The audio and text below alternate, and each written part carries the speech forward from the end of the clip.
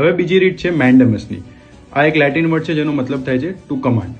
હવે આ રીતનો યુઝ સુપ્રીમ કોર્ટ ત્યારે કરશે જ્યારે તમે એઝ અ પિટિશનર એક પિટિશન દાખલ કરશો કે આ પબ્લિક ઓફિસર, યાદ રાખજો, ખાલી પબ્લિક ઓફિશિયલ જ, બીજું કોઈ પ્રાઇવેટ એન્ટિટી પર કે બીજે ક્યાંય પણ કોર્ટ આનો યુઝ નહીં કરે. પબ્લિક ઓફિસર પર કોર્ટ યુઝ કરશે કે આ માણસનું કામ, તમારી ફરજ છે, તમે તમારી ફરજ બજાવો. તો સર કેસના ઢગલા થઈ જવા જોઈએ ને કે આ કામ નથી કર્યું, આ કામ નથી કરતા, આ મારું કામ ડીલે કરે છે. ના, એવું ના થાય.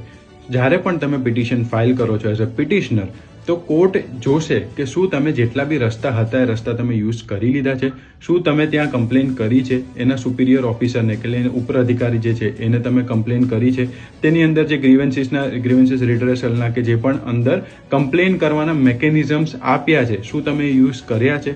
અગર હા, તમે બધું જ યુઝ કરી લીધું છે છતાં તમારું કામ નથી થતું, ત્યારે કોર્ટ આ રીતનો યુઝ કરશે અને તમારું કામ કમ્પ્લીટ કરાવવાની જવાબદારી લેશે.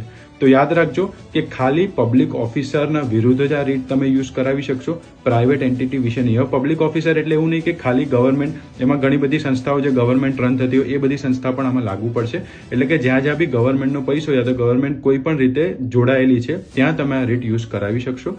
પ્રાઇવેટ એન્ટિટીના ખિલાફ યા તો પ્રાઇવેટ એન્ટિટી પર આ રીત યુઝ થશે નહીં. Thank you. નેક્સ્ટ રીલમાં આપણે બીજી રીત શીખીશું.